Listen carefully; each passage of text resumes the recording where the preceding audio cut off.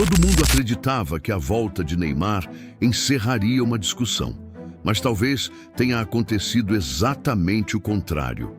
Enquanto os holofotes voltavam para o camisa 10, outra história começava a ganhar força, quase em silêncio. Não era uma disputa por posição, era uma disputa por protagonismo. E essa mudança pode dizer muito mais sobre o futuro da seleção do que qualquer placar.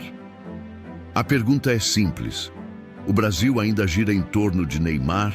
Ou esse ciclo começou a mudar antes mesmo de muita gente perceber?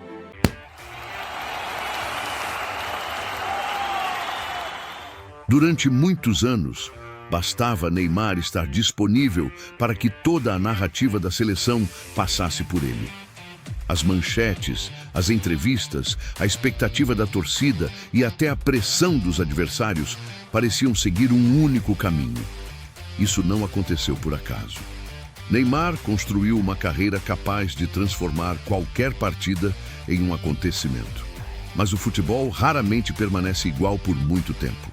Enquanto o debate sobre seu retorno dominava programas esportivos e redes sociais, outra história crescia, quase sem fazer barulho. Vinícius Júnior deixava de ser apenas uma promessa para assumir um papel cada vez mais decisivo. Aos poucos, o centro das atenções começava a mudar. E talvez esse seja o detalhe que muita gente ainda não percebeu. Curiosamente, essa não é uma discussão exclusiva do futebol brasileiro.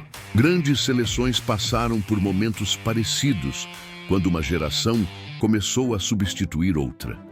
A transição quase nunca acontece de um dia para o outro. Primeiro surgem as comparações, depois aparecem as dúvidas.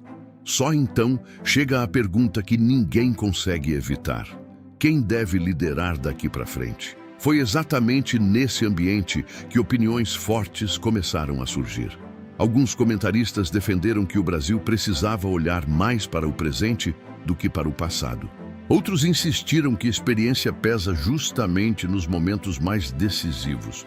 Não existe consenso, e talvez nunca exista. Mas existe um detalhe interessante.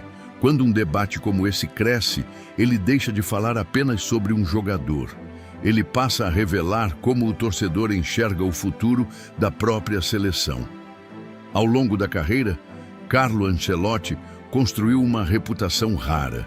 Em diferentes clubes, precisou administrar elencos formados por estrelas acostumadas ao protagonismo. Segundo análises publicadas por veículos esportivos internacionais, ao longo dos últimos anos, uma de suas maiores qualidades sempre foi equilibrar talento individual e organização coletiva. Essa característica pode se tornar ainda mais importante quando diferentes lideranças convivem no mesmo elenco. E é justamente aqui que a história muda de direção, porque talvez a grande pergunta nunca tenha sido se Neymar ainda consegue ajudar a seleção. A pergunta pode ser outra: como encaixar um jogador com tamanho peso histórico em uma equipe que também encontrou novos protagonistas? Essa diferença parece pequena, mas muda completamente a discussão. Quando o torcedor pergunta se Neymar deve jogar, normalmente pensa apenas no desempenho dentro de campo. Já um treinador precisa pensar em muitas outras variáveis: organização tática, ambiente interno, confiança do elenco, pressão da imprensa, expectativa da torcida. Tudo isso entra na equação. É por isso que algumas decisões parecem estranhas, vistas apenas de fora. Ao mesmo tempo, parte da imprensa passou a destacar o crescimento de jogadores que assumiram responsabilidades importantes nos últimos anos. Isso alimentou outra interpretação. Será que a seleção começou uma mudança silenciosa de protagonismo? Ou tudo não passa de uma percepção criada pelo momento? Alguns comentários e rumores alimentaram essa discussão. Nada disso confirma qualquer divisão interna, mas mostra como o ambiente ao redor da seleção rapidamente transforma dúvidas em grandes narrativas. Esse fenômeno acontece porque o futebol não vive apenas de resultados, vive de símbolos. Um gol muda uma partida, uma imagem muda uma narrativa, uma declaração muda semanas inteiras de debate. Talvez por isso determinadas frases repercutam tanto. Elas funcionam como um gatilho, não criam necessariamente o problema, apenas fazem milhões de pessoas olhar para ele ao mesmo tempo. Existe outro ponto que costuma passar despercebido. Quando uma equipe começa a depender menos de um único jogador, isso nem sempre significa que esse atleta perdeu importância. Muitas vezes significa exatamente o contrário. O elenco cresceu ao redor dele. Essa talvez seja a diferença entre uma seleção construída para um craque e uma seleção construída para competir em qualquer cenário. É claro que ninguém sabe qual caminho será escolhido. E talvez nem os próprios protagonistas tenham essa resposta neste momento.